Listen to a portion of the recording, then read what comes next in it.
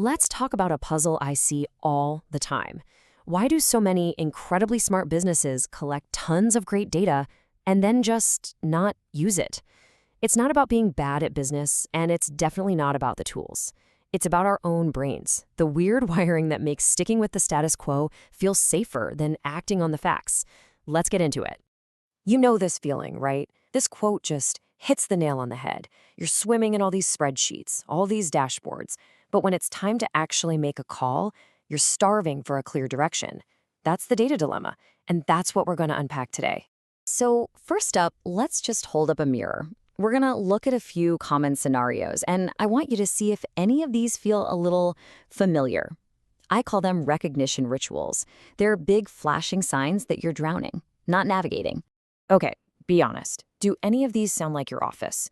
Making a huge decision based on a gut feeling from like 3 months ago, even though you have fresh numbers?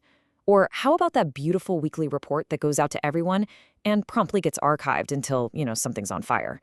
Look, this isn't a sign you're failing. It's a sign of a very, very human pattern. And that really gets us to the heart of it. This isn't about your software or how smart your team is. It's all about the predictable bugs in our own mental code, the psychology that makes smart people drag their feet even when they have fast data. And over time, this can turn into this weird kind of learned helplessness, where you start to think, oh, that data stuff, that's for the big corporations with huge budgets. So the first big one is something called status quo bias. Basically, our brains are hardwired to see change as a threat, and it all comes down to this really powerful force called loss aversion. Get this, studies show that we feel the pain of a potential loss about 2.5 times more than we feel the pleasure of an equal gain. So even when the data is screaming there's a better way, that fear of what we might lose just freezes us in place. In this comparison, just lays it all out, doesn't it? In business, our default is, oh, I don't know, that feels risky, and we just stick with what we know. In a Formula One race, the engineer sees data that the tires are failing, and the call is instant, pit, now. Why? Because they can't afford to prefer the status quo. The alternative is a catastrophic failure at 200 miles an hour. Okay, next up, decision fatigue. If you run a business, you know you're making hundreds of little choices every single day. Your brain power just gets drained. So when it's time to make a big, strategic, data-driven decision, it doesn't feel like better work. It just feels like more work. And what happens? You default to the path of least resistance, whatever you did last time. And then there's the sunk cost fallacy. This one is all about emotion. It's that deep attachment we have to things we've already invested in, that expensive software you bought, or that process you spent 6 months building. The data might be waving a giant red flag telling you to ditch it, but because of all the time and money you've already poured in, abandoning it feels like admitting you failed.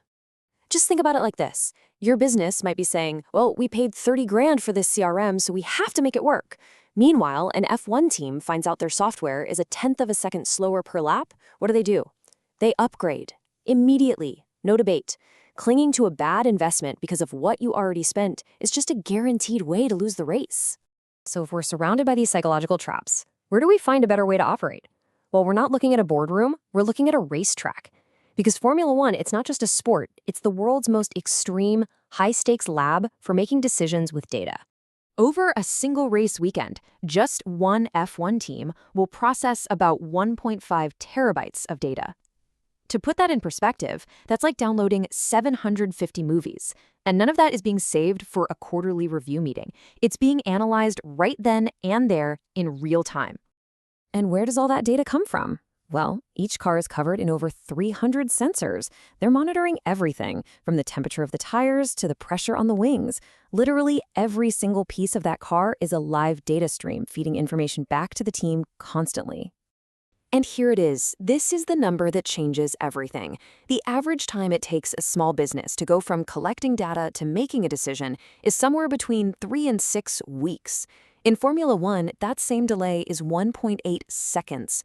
The difference isn't just about better technology. It's about an entire culture that is built for speed and action. Okay, so what's the takeaway here? This all sounds great for a race team, but how do we bring these principles from the world of F1 into our everyday business challenges? Let's look at how this plays out in the real world. This is a perfect example of beating that sunk cost fallacy. When the Mercedes F1 team realized their multi-million-dollar car concept was a dud, they didn't waste time trying to make it work. They just ditched it. Why? Because in their world, changing your mind based on new data is a sign of strength, not weakness. The data isn't emotional, it's just feedback. And as you can see with the manufacturer here, when you listen to that feedback, the results speak for themselves. And what about decision fatigue? Well, the fastest decisions are the ones you make in advance. That championship-winning call from Red Bull, it wasn't made up on the spot. It was the result of running thousands of simulations beforehand. It's the ultimate cure for fatigue. Do the hard thinking when you're calm and have time. That sauce company did the exact same thing with their playbook. When the pressure is on, you're not trying to invent a solution, you're just executing a preloaded one. So here's the most important thing I want you to take away. You don't need a Formula One budget or 100 data scientists to start thinking this way. All you need is a small shift in your behavior. It's about taking that first lap. And let's be really clear about this. You don't need 300 sensors on your business. You just need to identify a few really important decisions and attach clear data triggers to them. It's about making a switch from collecting data because it's interesting to collecting data because it's going to trigger a specific pre-planned action. Here are 2 simple but seriously powerful things you can start doing like tomorrow. First, the Monday morning decision review, just 15 minutes. It creates a learning loop that makes your decision-making muscle stronger every single week. Second, the what would change test. This one is huge. Before you even look at the numbers, you decide if the data shows X, we will do Y.